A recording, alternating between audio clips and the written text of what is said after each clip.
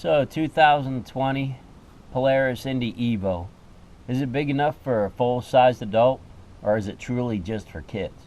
If you're interested, stick around.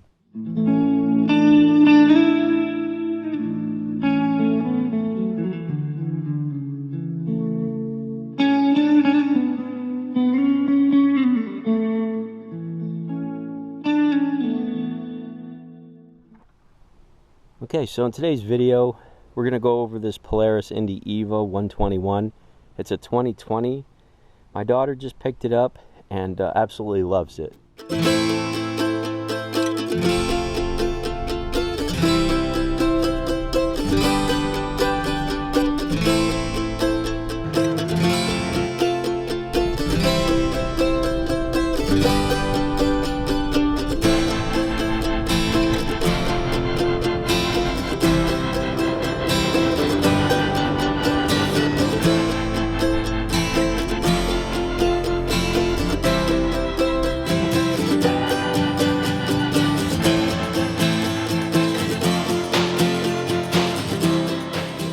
She's 26 years old, 5'5", and weighs between 150 and 170.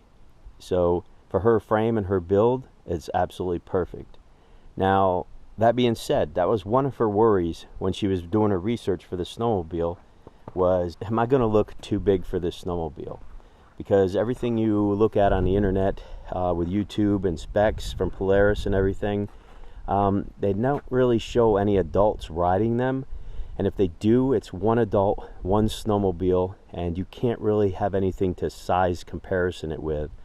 So then you go to the specs and you start looking at the differences between an Indy and the Evo, and you notice everything they're telling you about it being narrower, lower to the ground, different suspension, and limited to 550, or limited to 50 miles an hour with the 550. And so that being said, I guess the thing I'm trying to say is that I believe that any adult can ride this snowmobile. I would go up to probably 180 to 210 as far as your weight and being able to ride comfortably before you might start to have issues with the suspension, depending on the trails, where you're riding and everything. For us here, the speed is limited until you get out on the lakes, and then people can play a little bit more. So that limited to 50 miles an hour thing, it's not going to affect anything. I put my Polaris Adventure right here next to this just to show a size comparison. I think if you look right here on the windshield at this molding and right here at this molding, it's the same. And as I back away, you see that they sit about the same height. Mine appears bigger because it's got a taller windshield, the mirrors on it. She went for the little sporty windshield. The bumper's going to make it look wider in the front, but the overall front of the cowling and everything, it's very similar. The ski stance on this, of course, is wider than it is on this, but standing here, you would really have to look at it to notice it. It's 2 inches on each side, I believe, and I don't really pick up on that. Coming back here, you look at the angle of the tunnels, where they're coming down towards the front of the sled. They sit basically the same. Yes, this is lower.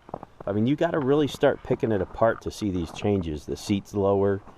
But as far as it being a good fit for an adult beginner rider, it definitely is.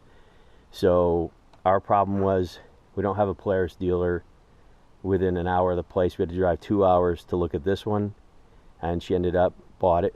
And if you took all the stickers off from both of them, and put the same windshields, the same equipment on all of them, so I wouldn't notice the handlebars or anything like that. The skis, leave them the same.